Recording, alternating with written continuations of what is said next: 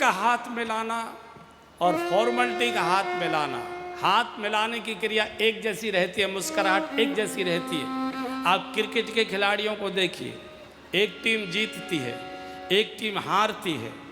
हारने वाली टीम या जीतने वाली टीम मैदान से बाहर जाते समय एक दूसरे को मुस्कुराकर शेक हैंड करते, हाथ मिलाते हैं। अब बताइए, जो हारने वाला हाथ मिला रहा है उसके मन में क्या आ रही होगी?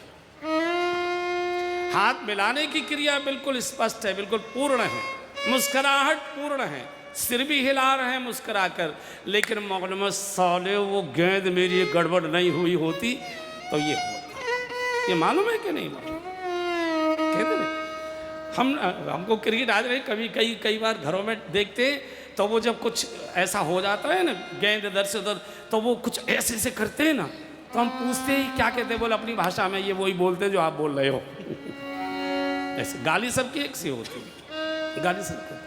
हमारे पास एक बार कश्मीर के विद्यार्थी पढ़ने आए थे, तो मैंने पूछा भाई ये बताओ कश्मीर में भी गाली ऐसे ही दी जाती है? उन्होंने कहा हमारा जी गाली ऐसे ही दी जाती है, भाषा अलग होती है, अर्थ यही कैसे होते हैं।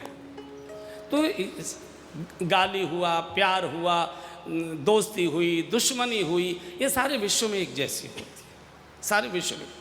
तो अगर तुम्हारी बेटी, तो 4 काम, भोजन, भजन, वरण, दूल्हा बन के भी गधे पर बैठकर स्वयं ही जाना पड़ेगा, किसी और को नहीं बिठा सकते। और चौथा मरण, आप बहादुर को नहीं कह सकते मुझे जरा जरूरी काम है तू चला जा, वो भी स्वयं करना पड़ेगा। करना तो तुम्हारी बेटी को पड़ेगा। नारद जी तो चले गए, दोनों बूढ़े दंपति आपस में चर्चा करने लगे, बड़ी छोटी है कैसे कहेंगे, इतने लाड़ प्यार से पालिए, मना कर देगी तो कैसे समझाएंगे।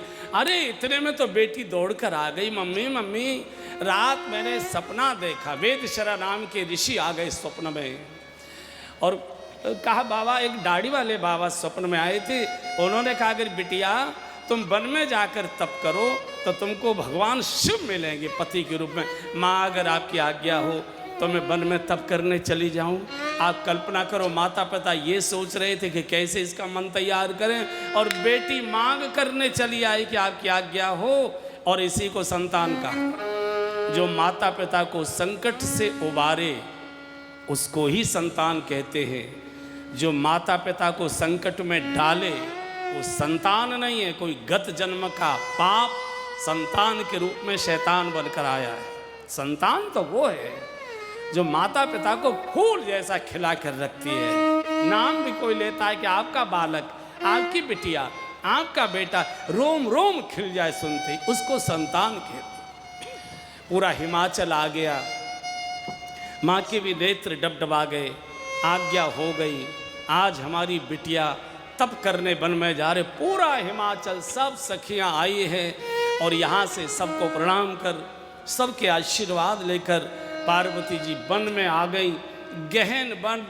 और एक बेल पत्र के वृक्ष के नीचे खड़े होकर समाधिस्थ अवस्था, ओम नमः शिवाय का जब बेल पत्र, एक पार्थिव शिवलिंग स्थापित किया है, और पार्थिव शिवलिंग अपने आप बेल पत्र पवन देव की कृपा से गिरते जा रहे हैं, अभिषेक होते जा रहे हैं, मंत्रोच्चार पार्वती जी करती जा रही हैं, तपस्या में डूबने लगी। गोस्वामी जी ने लिखा है, पूरा धारी